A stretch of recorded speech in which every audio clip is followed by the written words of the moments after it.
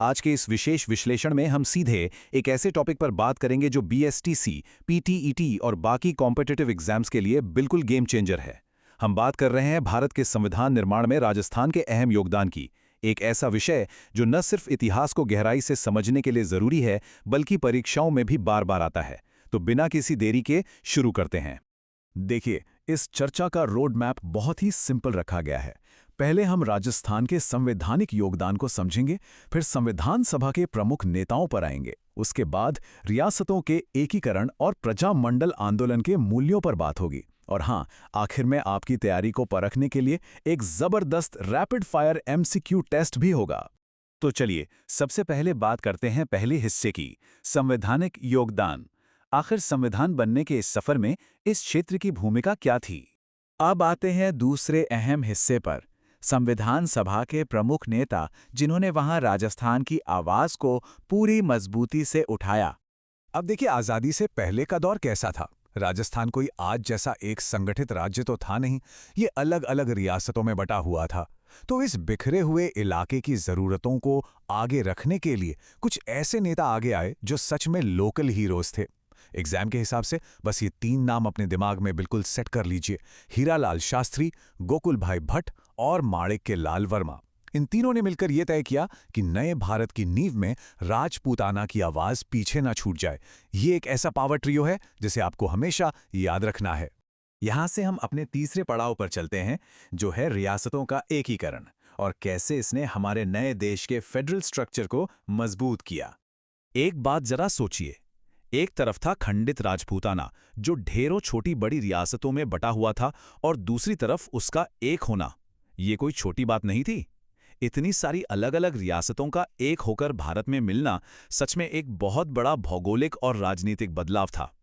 और सबसे खास बात यह है कि इसी एकीकरण ने नए संविधान के फेडरल स्ट्रक्चर यानी संघीय ढांचे को एक ऐसी मजबूती दी जो हमेशा के लिए इस देश की ताकत बन गई।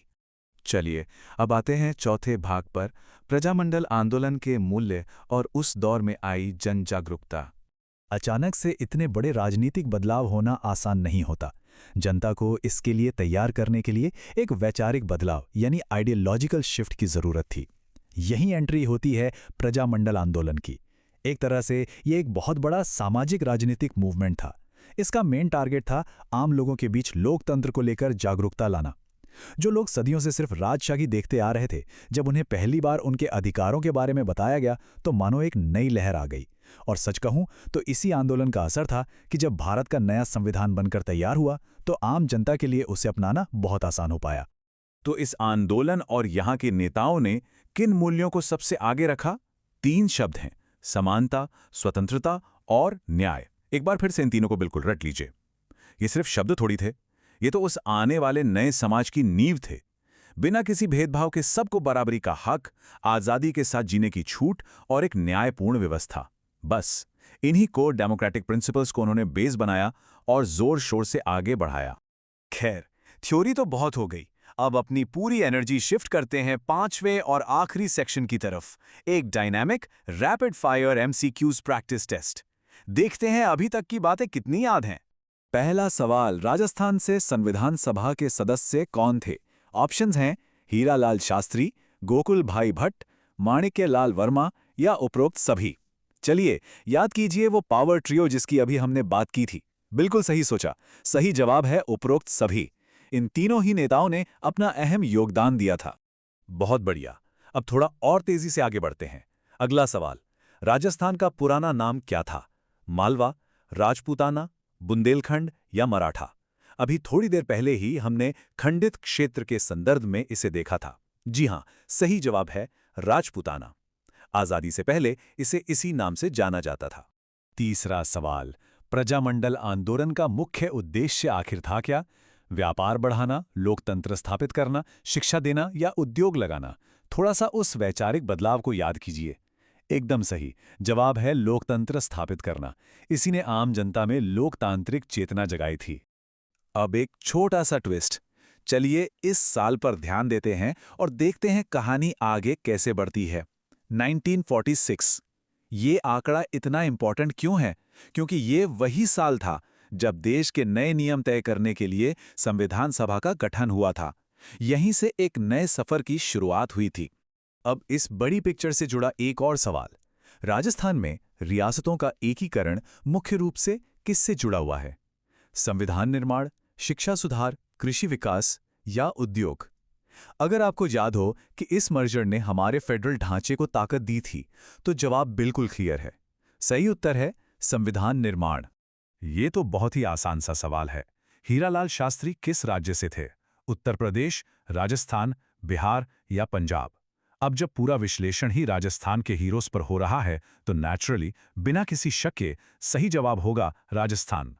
अब जरा इस बात पर ध्यान देते हैं कि किसी भी संविधान का असली मकसद क्या होता है।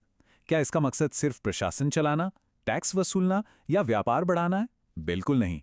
इसका असली और सबसे सही उद्देश्य है नागरिकों के अधिकार सुनिश्चित करना। और वैसे यही किसी भी मजबूत लोकतंत्र और उसके संविधान की असली आत्मा होती है।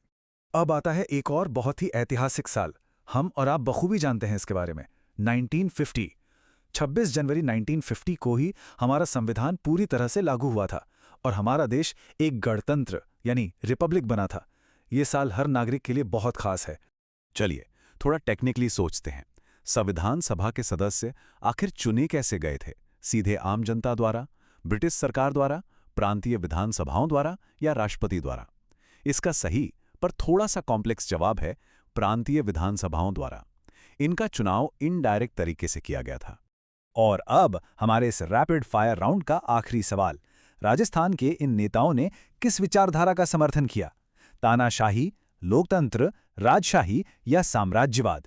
इस पूरी चर्चा में हमने देखा है कि उनकी असली लड़ाई समानता, स्वतंत्रता और न्याय के लिए थी। तो इसलिए एकदम सही उत्तर होगा लोकतंत्र। तो देखिए, इन सबसे अहम बात जो निकल कर आती है वो ये है कि राजस्थान के इन शुरुआती नेताओं ने जिन लोकतांत्रिक मूल्यों, समानता, स्वतंत्रता और न्याय की लड़ाई लड़ी थी, वो आज भी हमारे नागरिक कर्तव्यों को कैसे आकार देते हैं। इतिहास सिर्फ बीते हुए कल की कहानी नहीं है, ये हमारे आज का आधार है। सोचेगा जरूर कि आज हम इन मूल्यों को कैसे आगे बढ़ा सकते हैं। आज के जबरदस्त विश्लेषण में जुड़ने और इतनी लगन से सीखने के लिए बहुत बहुत शुक्रिया। बस ऐसे ही सीखते रहिए और आगे बढ़ते रहिए।